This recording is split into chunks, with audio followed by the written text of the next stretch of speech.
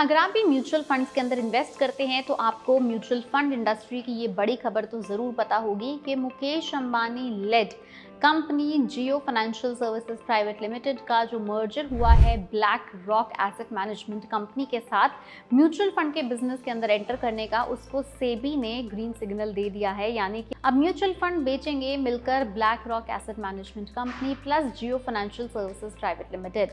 बता दें कि Jio financial services private limited को एक तरह से ईशा मुकेश अंबानी खुद ही लीड कर रही हैं। इस प्रोजेक्ट को 50-50% का ये जॉइंट वेंचर है जिसके अंदर दोनों ने मिलाकर बनाया है Jio BlackRock asset management company. वैसे देखा जाए तो बहुत बड़ी बात है कि किसी इंडियन कंपनी ने ब्लैक रॉक जैसे बड़ी एसेट मैनेजमेंट कंपनी के साथ इतना बड़ा टाई अप करा है, जेवी करा है, वो भी म्यूचुअल फंड इंडस्ट्री के अंदर एंटर करने के लिए। लेकिन अगर दूसरी तरफ देखा जाए तो ऑलरेडी काफ़ी सारे एग्जिस्टिंग इंडियन प्लेयर्स थे जो इस इंडस्ट्री के अंदर काफ़ी सालों से मौजूद थे, काफ़ी स्टेबल थे, रिटेल इन्वेस्टर्स उनके ऊपर ट्रस्ट भी करते थे और कंपनीज ग्रो भी करती थी। विच मीन्स कि अब जियो एंड ब्लैक रॉक के आने से बाकी सारे एग्जिस्टिंग प्लेयर्स को काफ़ी टफ कंपटीशन मिलने वाला है। Again why?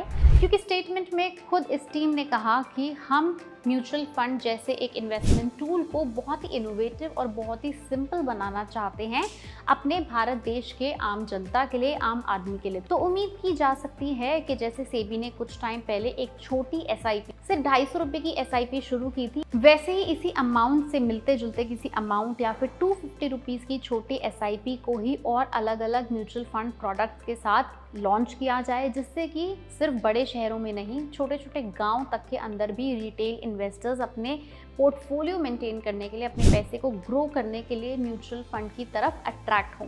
जब से मार्केट में खबर आई है जियो फाइनेंशियल सर्विसेज लिमिटेड के जो शेयर्स हैं वो रॉकेट की तरह तेजी से भाग रहे हैं। बता दें कि फिलहाल ये शेयर 292 रुपीज़ के करीब ट्रेड हो रहा है, लेकिन पिछले 1 से 2 दिन के अंदर ही इस शेयर ने लगभग 8.25% की तेजी दिखाई है। पिछले 1 महीने में ऑलमोस्ट 15.78% का शेयर ने रिटर्न दिया और पिछले 3 महीनों में लगभग 33% का रिटर्न दिया है। एक और खास बात, जियो ब्लैक रॉक ने सिड स्वामीनाथन को अपना मैनेजिंग डायरेक्टर और इस जेवी प्रोडक्ट का सीईओ अपॉइंट किया है। इस वेंचर का फोकस होगा रिटेल और इंस्टीट्यूशनल इन्वेस्टर्स दोनों को सर्व करना। ब्लैक रॉक का अलादीन प्लेटफॉर्म एक एडवांस इन्वेस्टमेंट और रिस्क मैनेजमेंट सिस्टम है जो जियो ब्लैक रॉक इस प्लेटफॉर्म का यूज करके डेटा ड्रिवन इन्वेस्टमेंट सॉल्यूशंस आप सबको प्रोवाइड करेगा।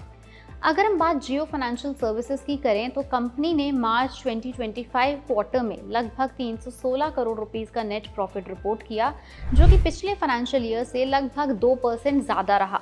उनका टोटल इनकम है लगभग 518 करोड़, जो कि 24% ईयर ऑन ईयर ग्रोथ दिखाता है।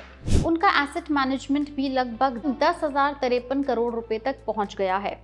तो देखा जा सकता है कि किस तरह से अब रिलायंस ग्रुप भी धीरे से म्यूचुअल फंड इंडस्ट्री के अंदर एंटर तो कर गया, लेकिन क्या ये सिर्फ म्यूचुअल फंड की जगह, जैसे कि कंपनी का नाम है फाइनेंशियल सर्विसेज, बाकी सारे सेक्टर्स में भी उतरेगा?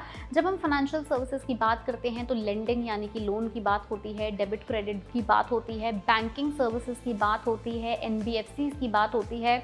बहुत बड़ा ब्रह्मांड है फाइनेंशियल सर्विसेज का और उम्मीद है कि जियो इसके अंदर बहुत डीपली पेनिट्रेट करने वाला है बहुत ही जल्द। अगर आप भी जियो फाइनेंशियल के म्यूचुअल फंड्स का बेसब्री से इंतजार कर रहे हैं तो हमें नीचे कमेंट सेक्शन में लिख के जरूर बताएं। हम आपको सिर्फ और सिर्फ इस डील की जानकारी दे रहे हैं, किसी भी प्रकार के फंड में इन्वेस्ट करने या ना करने की कोई सलाह नहीं दे रहे। ऐसी और अपडेट्स के लिए आप बने रहें पैसा लाइव पर। वीडियो पसंद आई तो लाइक करें और शेयर करें।